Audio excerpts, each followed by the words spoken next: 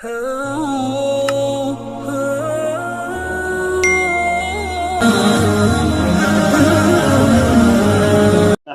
ونصلي على رسوله الكريم اما بعد فاعوذ بالله من الشيطان الرجيم بسم الله الرحمن الرحيم واضمم يدك الى جناحك تخرج بيضاء من غير سوء آية أخرى لنريك من آياتنا الكبرى اذهب إلى فرعون إنه طغى قال رب اشرح لي صدري ويسر لي أمري واحلل عقدة من لساني يفقه قولي واجعل لي وزيرا من أهلي هارون أخي اشدده أزري وأشركه في أمري كي نسبحك كثيرا ونذكرك كثيرا إنك كنت بنا بصيرا قال قد أوتيت سؤلك يا موسیٰ۔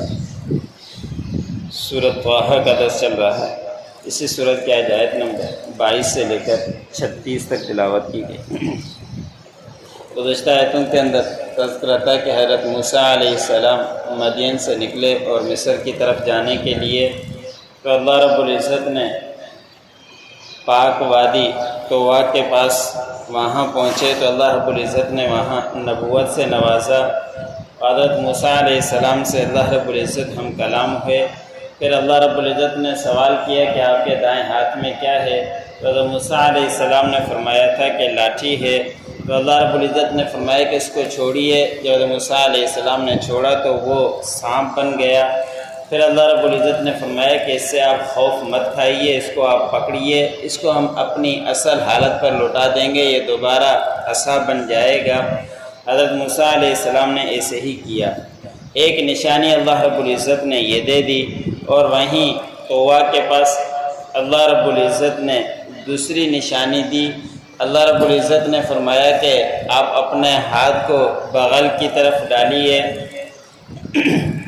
اور یہ پھر نکلے گا سفید چمکتا ہوا، بغیر کسی تکلیف کے، بغیر کسی پریشانی کے۔ اس میں کوئی آپ کو تکلیف نہیں ہوگی، پریشانی نہیں ہوگی، اور یہ آپ کا ہاتھ بغل سے نکلتے ہی چمکتا ہوا نظر آئے گا۔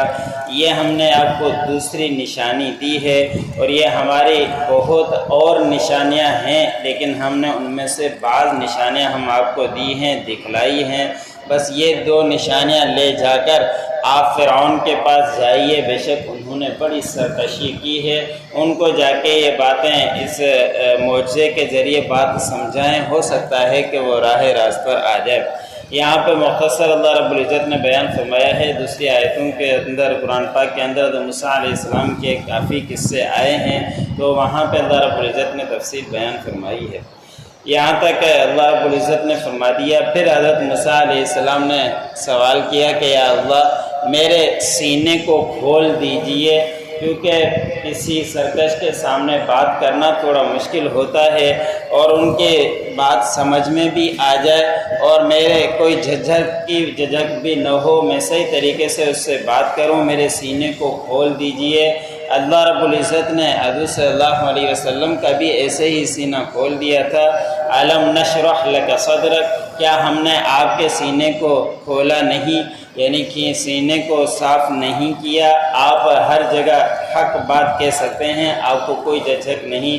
ایسے حضرت موسیٰ علیہ السلام نے اللہ رب العزت نے سے دعا کی کہ میرے سینے کو کھول دیجئے، واضح کر دیجئے، تاکہ میں فرعون کے سامنے اچھے طریقے سے بات کروں۔ اور پھر حضرت موسیٰ علیہ السلام نے فرمایا کہ میرے معاملے کے اندر میرے پروردگار آسانی کیجئے، کہ فرعون بڑا سرکش ہے، وہ کچھ سختی نہ کر دے، اس لیے میرے معاملے کے اندر آسانی کر دیجئے۔ وہاں بات کرنا تھوڑا بھاری ہوگا۔ اللہ رب العزت سے دعا کرتے ہوئے حضرت موسیٰ علیہ السلام فرعون کے پاس جانا چاہتے ہیں تاکہ اللہ کی مدد بھی ساتھ رہے۔ پھر یہ دعا کی کہ اللہ میری زبان کی گرہ کو کھول دیجئے۔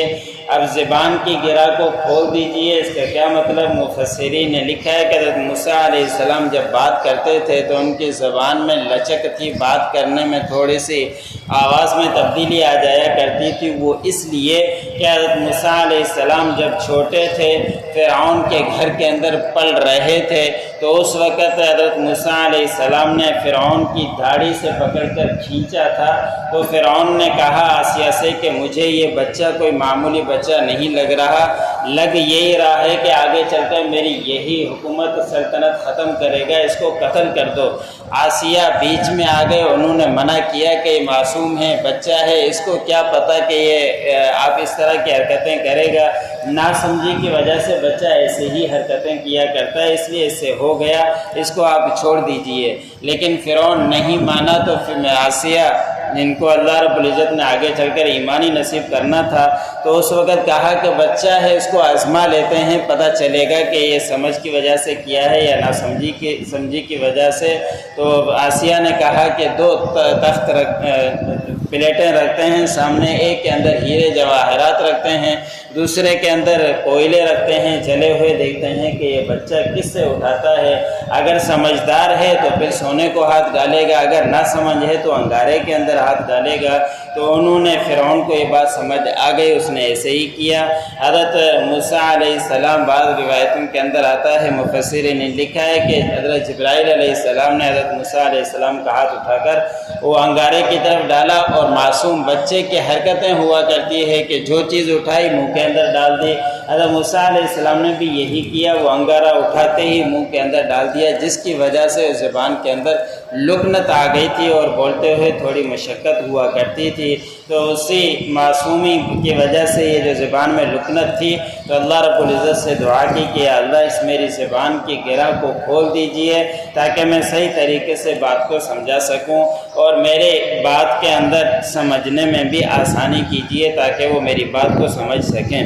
پھر حضرت موسیٰ علیہ السلام نے دعا کی کہ ہر کسی کے ساتھ ایک معاون ہوا کرتا ہے، مددگار ہوا کرتا ہے، کہ یا اللہ میرا بھی ایک مددگار بنا دے، اور میرے ہی گھر والوں میں سے میرا ایک وزیر ہو، مددگار ہو، اور وہ میرا بھائی ہارون، تاکہ میرا بازو مضبوط ہو جائے اس کے ذریعے۔ موسیٰ علیہ السلام چھوٹے تھے، ہارون علیہ السلام موسیٰ علیہ السلام سے بڑے تھے، لیکن موسیٰ علیہ السلام نے اپنے بھائی کے لیے دعا کی تو اللہ رب العزت نے ان کو نبوت سے بھی نواز دیا، اور تاکہ موسیٰ علیہ السلام نے فرمایا کہ وہ میرے معاملے کے اندر شریک ہو جائے تاکہ ہم آپ کی تسبیح کریں بہت زیادہ، ہم آپ کا ذکر کریں بہت زیادہ، بے شک آپ ہمیں ہر وقت دیکھنے والے ہیں۔ اللہ رب العزت نے فرمایا کہ جو بھی آپ نے دعائیں کی، آپ نے سوالات کیے، ہم نے آپ کے سوالات کو یہ موسیٰ پورا کر دیا، بس آپ فرعون کی طرف جائیے، پھر آگے تذکرہ آئے گا۔